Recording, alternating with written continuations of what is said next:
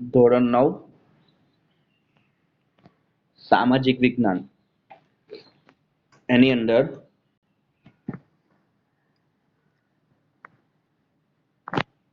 પ્રકરણ 8 ભારતના રાજ્ય બંધારણ નું ઘડતર અને લક્ષણો. અગાઉ આપણે આ જ પ્રકરણની અંદર એની પ્રસ્તાવના જોઈ, એનો અર્થ જોયો અને ઘડતરની પ્રક્રિયા અને આમુખ શું છે એના વિશે અભ્યાસ કર્યો. હવે છે જે મુદ્દો એ છે આમુખનું મહત્વ. આમુખ વિશે જોયું આપણે કે ભાઈ ભારતનો જે બંધારણ છે એનું હાર્ડ એ આમુખ છે. ભારતના બંધારણનું જે પુસ્તક છે એની અંદર પહેલો જ પેજ આમુખનું છે. તો એ આમુખનું શું મહત્વ છે એના વિશે હવે જોઈએ. આમુખને બંધારણનો આત્મા કહ્યો છે, એ અગાઉ પણ આપણે જોયું. તે રીતે તેનું મહત્વ સવિશેષ છે કે આત્મા કીધો છે, બંધારણનો આત્મા કે ને શરીરની અંદર આત્મા તો શું છે, શરીર નકામું. એવી રીતે આ જે આમુખ છે એ પણ આપણું ભારતનું જે બંધારણ છે એનું મહત્વ છે એ આમુખની અંદર દર્શાવ્યું છે. કોઈ પણ કાયદાના ઘડતરમાં તથા તેને પૂરી રીતે સમજવામાં કે અર્થઘટનમાં માર્ગદર્શન મળે છે. આમુખનું કામ શું? તો કોઈ પણ કાયદાના ઘડતર કરીએ તેને પૂરી રીતે સમજવામાં, કાયદાને સમજવામાં કે અર્થઘટન કરવામાં, કાયદાનું અર્થઘટન કરવાનું અને એમાં માર્ગદર્શન કોણ આપે છે? આમુખ આપે છે. એટલા માટે મહત્વનું છે. કાયદા ઘડવાની જે પ્રક્રિયા થાય છે તો એ પ્રક્રિયાની અંદર શું છે, જે કાયદાઓની સમજૂતી, એનું અર્થઘટન, એના પર ચર્ચા વિચારણા, એનું માર્ગદર્શન મળે છે. ક્યાંથી મળે છે? આપણને આમુખમાંથી મળે છે. કારણ કે આમુખમાં જે શબ્દ છે બધા એ શું છે, આખા બંધારણને આવરી લે છે અને એને આધીન રહીને જ બંધારણ કે કાયદાનું ઘડતર થાય છે. કાયદાના હેતુ કે કાયદાનો શું હેતુ હોય, કેમ કાયદા બનાવવામાં આવે, કેમ નિયમો બનાવવામાં આવે? તો કાયદાનો હેતુ તેને આદર્શ કાયદો ઘડવા પાછળ સંસદની નીતિ શું છે, કે સંસદ કેમ કાયદા બનાવે છે, જેને આદર્શ કાયદા બનાવવા માટે સંસદની નીતિ શું છે તે જાણવામાં આમુખ મદદરૂપ થાય છે. કે સંસદે જે કાયદા બનાવ્યા છે, જે કાયદાનો હેતુ શું છે, કેમ આ કાયદો બનાવ્યો છે, તો એ જાણવા શું છે, આપણાને આમુખ મદદરૂપ થાય છે. કારણ કે આમુખના શબ્દની અંદર જ બધું સમાઈ જાય છે, આખું બંધારણ. કયા પ્રકારની મુશ્કેલીઓના નિવારણ અર્થે કાયદાને ઘડવામાં આવે છે?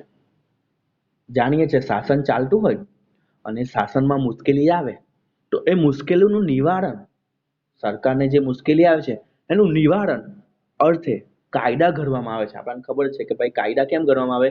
તો મુશ્કેલી પડે સરકારને શાસન ચલાવવામાં, અને શાસન વ્યવસ્થિત કરવા માટે સરકાર શું કરે? તો કાયદા બનાવે. તેના નિર્દેશ આપવાને આમુખમાંથી સ્પષ્ટ થાય છે. એના નિર્દેશ શું છે? આપણને આમુખમાંથી સ્પષ્ટ થાય છે કે સરકારને કઈ મુશ્કેલી પડશે અને એના માટે શું છે, કેવા કાયદા ઘડવામાં આવશે. તો એ શું છે? આમુખમાંથી સ્પષ્ટ થાય છે. આમ આમુખ બંધારણનો અર્ક છે કે ને મહત્વનું. અર્ક એટલે શું? કોઈ પણ વસ્તુમાંથી આપણે મહત્વનું જે કાઢી લે ને, દાખલા તરીકે લવિંગ છે તો એમાંથી લવિંગનું તેલ કાઢી લેવા જોઈએ, તો એ શું છે? એનો અર્ક છે. બરાબર છે? તો એ અર્ક શું છે? મહત્વનું છે. જેટલું જેટલું મહત્વનું છે એ કાઢી લેવામાં આવે અને એનાથી આમુખ બન્યું છે. તો આખા બંધારણનું જે મહત્વનું છે વસ્તુ એ ક્યાં છે? આમુખમાં છે. એટલે બંધારણનું અર્ક શું છે? આમુખ. એટલા માટે બંધારણમાં આમુખ ખૂબ જ મહત્વનું છે.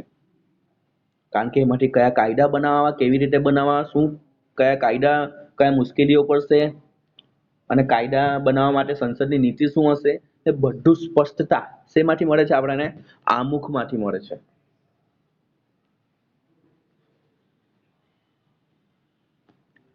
કાયદાની કોઈ કલમમાં કે વિગતોમાં કોઈ અસ્પષ્ટતા કે વિસંવાદિતા ઊભી થાય, કાયદાનો હેતુ સ્પષ્ટ થતો ન હોય ત્યારે અમુક કાયદાની કલમને સમજવામાં, તેનું અર્થઘટન કરવામાં મદદરૂપ બને છે. કે કોઈ કાયદો એની કલમ હોય કે ને દફા કહીએ ને, આપણે પિક્ચરોમાં જોયું હશે કે દફા 302, તો એ બધી કલમો છે.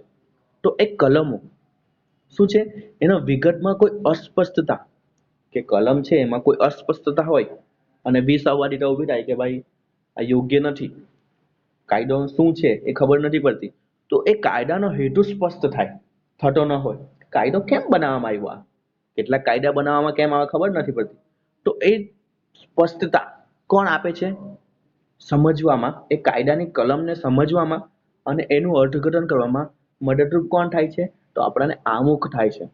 એટલે કાયદો શું છે એ જાણવું હોય તો આમુખને સમજવું પડે, એટલે કાયદાની સ્પષ્ટતા થઈ જાય. આમ આમુખ બંધારણની જોગવાઈઓને સમજવાનું હોકાયંત્રની ગરજ સારે છે કે કાયદાની કોઈ કલમ કે વિગતમાં કોઈ અસ્પષ્ટતા, કોઈ વિસંવાદિતા ઊભી થાય કે કાયદો સમજવામાં આપણને અસ્પષ્ટ હોય કે આપણને કાયદો સમજાય નહીં, કાયદાનો હેતુ ન સમજાય કે કાયદો કેમ બનાવવામાં આવ્યો છે, અને કાયદાની કોઈ કલમને સમજવી હોય અને અર્થઘટન કરવું હોય, તો આ સમયે આપણને કોણ કામ આવે છે, તો આમુખ. કાયદાને સમજવાનું, સમજાવવાનું કામ કોણ કરે છે, આમુખ કરે છે. આમ આમુખ બંધારણની જોગવાઈઓને સમજવામાં શું છે, હોકાયંત્ર કે ના હોકાયંત્રથી આપણે દિશા જાણી શકીએ, તો એવું આ બંધારણનું હોકાયંત્ર શું છે, આમુખ છે. એટલે આપણે કાયદાને સમજી શકીએ છીએ, કોઈ કલમને સમજી શકીએ છીએ તેનાથી, આમુખથી.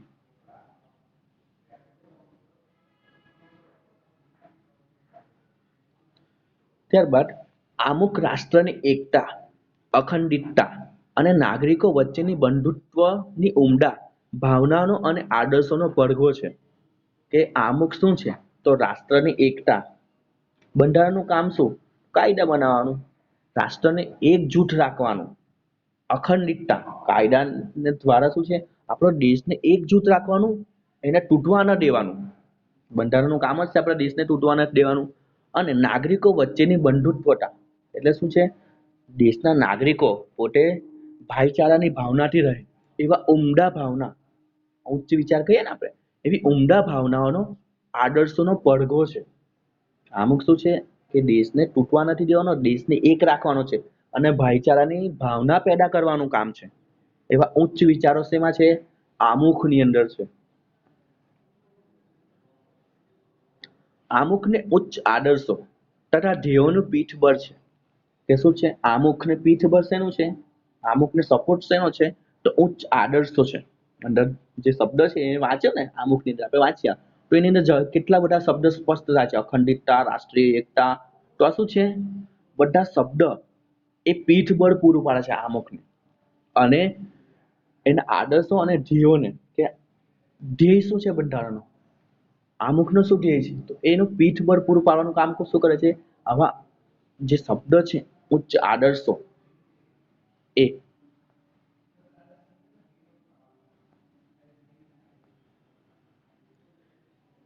આમુખના આધાર સ્તંભ, કે આમુખ જે છે એનો આધાર શું છે, તો એના આધાર સ્તંભ જોઈએ. ભારતીય બંધારણના આમુખમાં વ્યક્ત થયેલા આધારરૂપ શબ્દો જેવા કે અમે ભારતના લોકો, સર્વભૌમા, જો આદર્શ જે શબ્દ છે ને બધા, એ સમાજવાદી, બિન સાંપ્રદાયિક, લોકશાહી, પ્રજાસત્તાક, બંધુતા, ન્યાય, સમાનતા, સ્વતંત્રતા, રાષ્ટ્રીય એકતા, અખંડિતતા, જો આદર્શરૂપ શબ્દ કહેવાય છે. તો આ આદર્શો જે છે એ વગેરે, જે પૈકી આ બધા આદર્શ શબ્દો છે, આધાર છે આપણા આમુખનો, તો એ પૈકી મુખ્યત્વે નીચેના દર્શાવેલા 3 આધાર સ્તંભો વિશે આપણે વિગતે અભ્યાસ કરશું. આ ઘણા બધા શબ્દો છે, પણ આપણે કેટલાનો અભ્યાસ કરવાનો છે, માત્ર 3નો જ. તો એનો અભ્યાસ કરીશું, જે મેઇન આધાર સ્તંભ છે તે.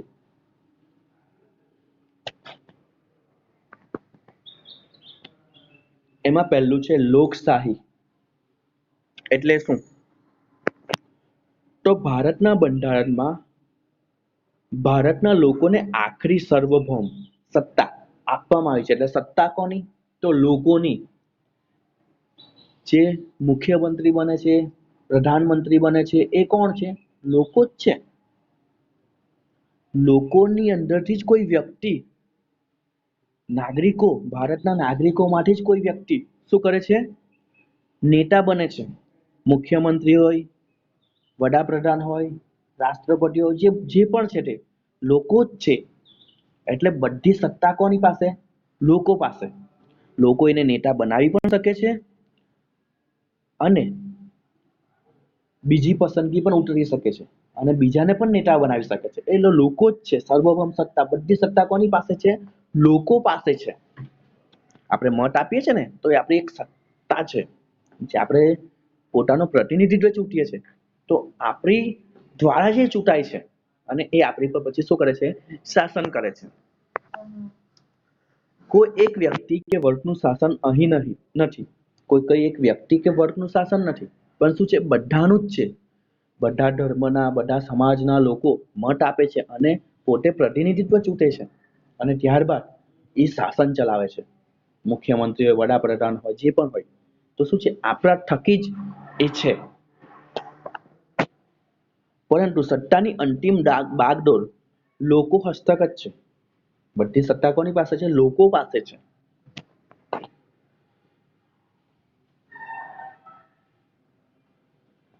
લોકશાહી એ ડેમોક્રેસી. આ યાદ રાખજો ખાસ. લોકશાહી શબ્દ એને શું કહેવાય છે? ડેમોક્રેસી. અંગ્રેજીમાં શું કહેવાય છે? ડેમોક્રેસી. શબ્દ શેના પરથી? તો મૂળ ગ્રીક શબ્દ છે. કયો?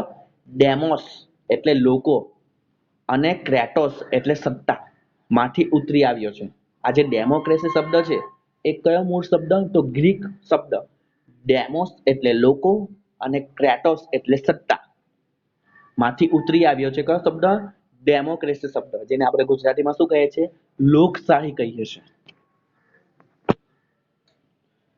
રાજ્ય સત્તા અમુક વ્યક્તિઓના હાથમાં નિરંકુશ રીતે સ્થાપિત થયેલી નથી, પરંતુ લોકોના હાથમાં છે. કે આપણી રાજ્યની સત્તા, રાષ્ટ્રની સત્તા કોઈ અમુક વ્યક્તિના હાથમાં નથી, પરંતુ લોકોના હાથમાં છે.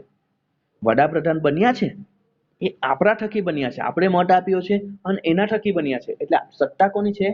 આપણી છે. આપણે મત આપશું, એ વ્યક્તિ ચૂંટાશે. આપણે જેને મત આપશું એ વ્યક્તિ ચૂંટાશે અને આપણા પર શાસન કરશે. તો કોઈ અમુક વ્યક્તિના હાથમાં નથી, પણ બધાના હાથમાં છે. સત્તા કોના હાથમાં છે? દેશની બધાના હાથમાં છે. લોકશાહી એવી રાજ્ય વ્યવસ્થા છે કે જેમાં દેશમાં લોકો સામાજિક, આર્થિક, રાજકીય ન્યાય મેળવી શકતા હોય અને રાજ્ય વ્યવસ્થામાં ભાગ લેવાનો અધિકાર ધરાવતા હોય. કે લોકશાહી એ શું છે? તો એવી રાજ્ય વ્યવસ્થા છે. લોકશાહી એવી રાજ્ય વ્યવસ્થા છે કે જેમાં દેશમાં લોકો સામાજિક રીતે, આર્થિક એટલે પૈસાની બાબત, રાજકીય ન્યાય મેળવી શકતા હોય. આપણે મેળવી શકીએ છીએ. સમાજ રીતે આપણને ન્યાય મળે છે, સામાજિકતા રીતે ન્યાય મળે છે, આર્થિક રીતે પૈસાની બાબતમાં ન્યાય મળે છે, રાજકીય બાબતમાં ન્યાય મળે છે અને રાજ્ય વ્યવસ્થામાં ભાગ લેવાનો અધિકાર ધરાવતા બધાને ન્યાય મેળવવાનો અધિકાર છે અને પોતે રાજ્ય વ્યવસ્થામાં ભાગ લેવાનો અધિકાર છે. બધા લોકોને છે.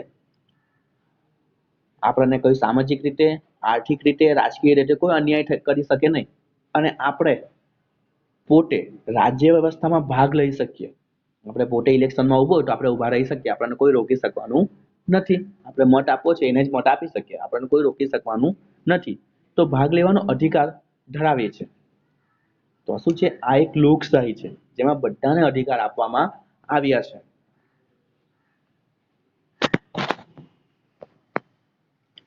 ભારતના બંધારણમાં સાર્વત્રિક પુખ્ત વય મતાધિકારનો ધોરણે મતદારોએ ચૂંટેલા પોતાના પ્રતિનિધિઓ દ્વારા રચાતી સંસદ એટલે કે લોકસભાને કારોબારી એટલે પ્રધાનમંત્રીના વહીવટ તંત્રને જવાબદાર હોય છે.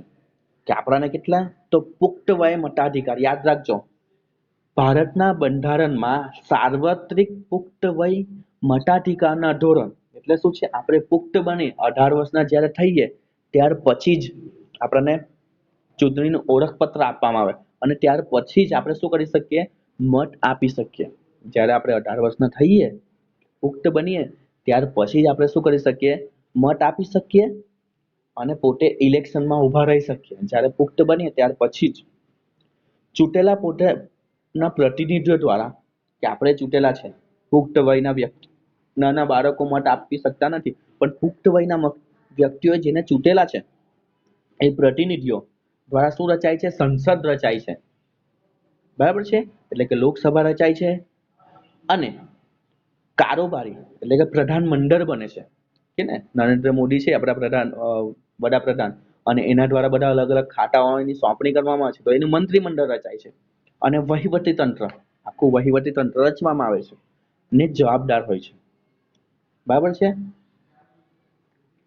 કારોબારીને અબાધિત સત્તા નથી, કારોબારીને અબાધિત જેમાં બાધા ન હોય એટલી સત્તા નથી.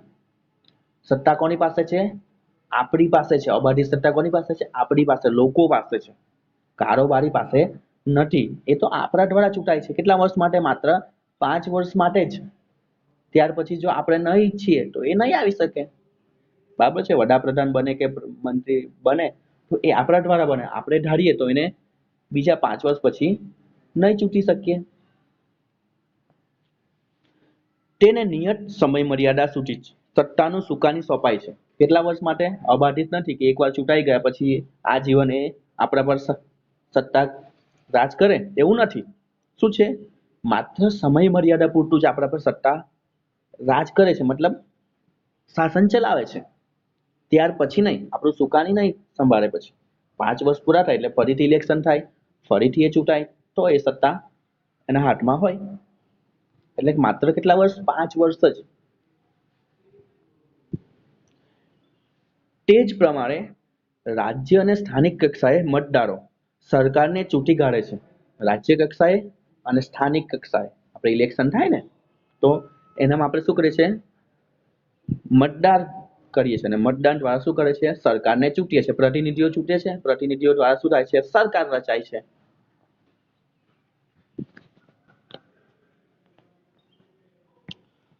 આમ લોકશાહી રાજ્ય એટલે, આ વ્યાખ્યા યાદ રાખજો, લોકશાહી રાજ્ય એટલે લોકોનું, લોકો વડે અને લોકો માટે ચાલતું રાજ્ય અથવા ચાલતું શાસન.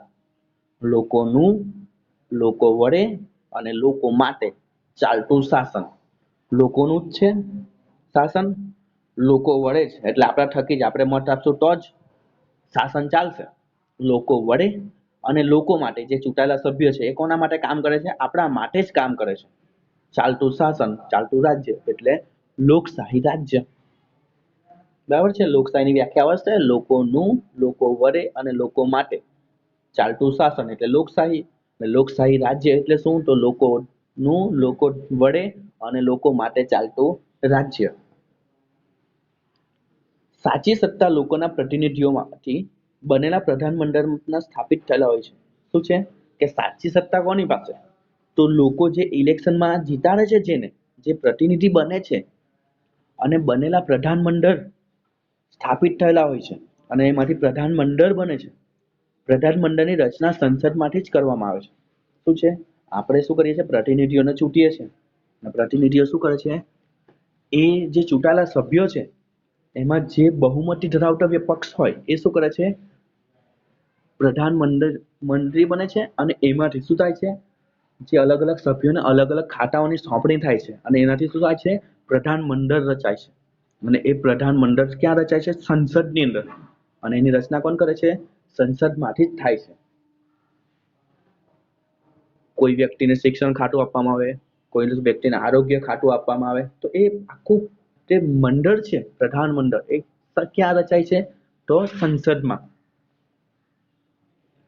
પ્રધાનમંડળ સંસદને જવાબદાર હોય છે. જે પ્રધાનમંડળ છે એને કોને જવાબ આપવાનો છે? સંસદને જવાબ આપવાનો છે. એટલે સંસદમાં બધા જ પક્ષ હોય, શાસક પક્ષ હોય અને વિરોધ પક્ષ હોય. શાસક પક્ષ છે એ શાસન ચલાવે છે, તો એને નિર્ણય લેવા પડે. અલગ અલગ ખાતાની એને સોંપણી કરી, જે મંત્રી હોય એને નિર્ણય લેવા પડે છે. દાખલા તરીકે શિક્ષણ મંત્રી છે તો શિક્ષણ અંગેનો નિર્ણય એને લેવો પડે છે, ચર્ચા વિચારણા કરીને, અને એને જવાબ આપવા પડે છે સંસદની અંદર, કે જે નિર્ણય લીધા છે એનાથી શું ફાયદો થયો છે, એના ગેરલાભ શું થયા છે, એ જવાબ કોણ એને સવાલ પૂછશે વિરોધ પક્ષના વ્યક્તિઓ. તો એ શું છે એને જવાબ આપવો પડશે ક્યાં? સંસદમાં. એટલે બધી જવાબદારી કોની છે? સંસદમાં એની જવાબદારી છે. ભારત પ્રજાસત્તાક રાજ્ય એટલા માટે છે કે ભારતનો કોઈ પણ નાગરિક બંધારણમાં નિર્ધારિત કરેલી લાયકાતો ધરાવતો હોય અને વ્યક્તિ સાર્વત્રિક પુખ્ત વય મતાધિકારથી ચૂંટાઈ આવે છે. કે શું છે? પ્રજાસત્તાક રાજ્ય એટલે કહેવામાં આવે કે ભારતનો કોઈ પણ નાગરિક બંધારણમાં નિર્ધારિત કરેલા લાયકાતો ધરાવતો હોય. શું છે? બંધારણમાં જે નિર્ધારિત કરે છે એ લાયકાત ધરાવતો હોય અને તે વ્યક્તિ સાર્વત્રિક પુખ્ત વય મતાધિકારથી ચૂંટાઈ આવે. જે વ્યક્તિ બનેલો છે મંત્રી, એ કોણ હોય? તો જે લાયકાત ધરાવતો હોય કે ભારતનો નાગરિક હોવો જ જોઈએ, આટલી ઉંમર હોવી જ જોઈએ, તો જ એ શું કરી શકે? ઇલેક્શનમાં ઉભો રહી શકે. તો એ લાયકાત ધરાવતો હોય, સાથે સાથે એને પુખ્ત વયના વ્યક્તિઓએ જે 18 વર્ષથી ઉપર છે એને ઇલેક્શનમાં ચૂંટી કાઢ્યું હોય. એટલા માટે ભારત શું છે? પ્રજાસત્તાક રાજ્ય છે. તે કોઈ પણ વંશ પરંપરાગત વારસાને આધીન આ પદ પ્રાપ્ત કરી શકતો નથી. પહેલાના સમયમાં તો રાજાશાહી, તો શું છે? રાજાનું જે પદ છે એ કેવું હતું? વંશ પરંપરાગત હતું. રાજાનો છોકરો રાજા બને, રાજાનો છોકરો રાજા બને. જ્યારે હાલમાં એવું છે કે કોઈ મંત્રીનો છોકરો જ પાછો મંત્રી બનશે, એ જ વડાપ્રધાન છે તો એનો છોકરો વડાપ્રધાન બનશે જ્યાં સુધી મૃત્યુ નહીં પામે ત્યાં સુધી. એવું છે? એવું નથી. વંશ પરંપરાગત શાસન ચાલવાનું નથી. આ શું છે? લોકશાહી છે. લોકો જે ચૂંટશે સભ્યને એ જ શું બનશે? પ્રધાનમંત્રી કે મંત્રી કે જે પણ હશે એ બનશે. એટલે પદ કેવું છે? વંશ પરંપરાગત નથી. લોકો એને ચૂંટે છે.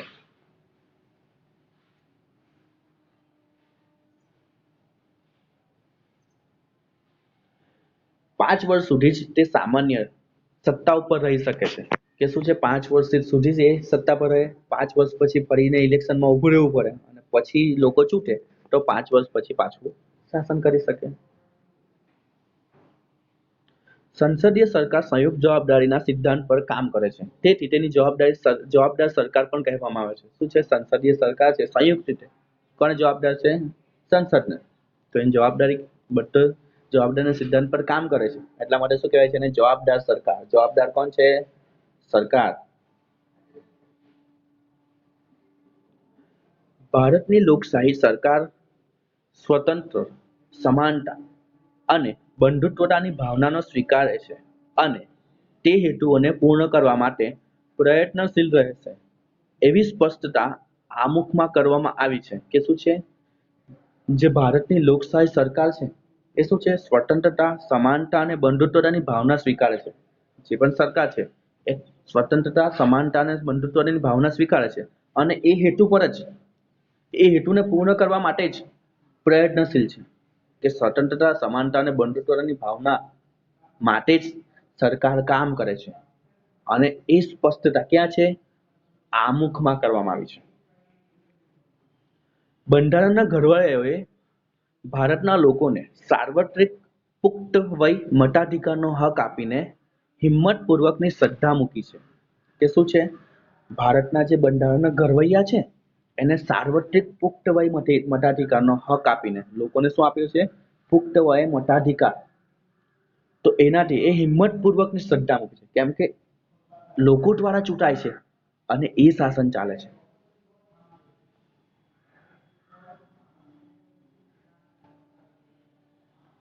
લોકશાહીમાં ભારતીય બંધારણમાં મૂળભૂત હક્કો, રાજનીતિના માર્ગદર્શક સિદ્ધાંતો, સંસદ, ધારાસભા, સ્વતંત્ર અને નિષ્પક્ષ ન્યાયતંત્ર અને ચૂંટણી પંચની રચના અને કાર્યો વગેરે જોગવાઈઓ ભારતને લોકશાહી રાજ્ય તરીકે ઘોષિત કરે છે. કેમ લોકશાહી રાજ્ય ઘોષિત થાય છે? કારણ કે લોકશાહીમાં શું છે? ભારતીય બંધારણમાં મૂળભૂત હક કયા છે તે રાજ્યની નીતિના માર્ગદર્શક સિદ્ધાંતો, સંસદ, ધારાસભા, સ્વતંત્ર નિષ્પક્ષ ન્યાયતંત્ર, ચૂંટણી પંચની રચના, કાર્યો આ બધી જોગવાઈ શેમાં કરેલ છે? બંધારણમાં કરવામાં આવી છે. એટલા માટે શું છે?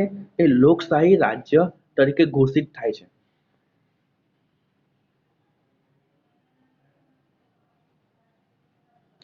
સાર્વત્રિક પુખ્ત વય મતાધિકાર એટલે સાર્વત્રિક પુખ્ત વય મતાધિકાર એટલે શું? તો કોઈ પણ જાતિનો હોય, કોઈ પણ જ્ઞાતિનો હોય, કોઈ પણ ધર્મ, ભાષાનો હોય, કોઈ પણ લિંગનો હોય, શિક્ષણ, કોઈ પણ શિક્ષણ મેળવ્યું હોય, આવક, કોઈ પણ આવક જેટલી પણ હોય તે ગરીબ હોય અમીર હોય છે, જન્મસ્થાનનો ભેદભાવ કર્યા વિના, કે જાતિ, જ્ઞાતિ, ધર્મ, ભાષા, શિક્ષણ, આવક કે જન્મસ્થાનને કોઈ પણ જગ્યાએ જન્મેલો હોય, ભારતનો નાગરિક હોવો જોઈએ.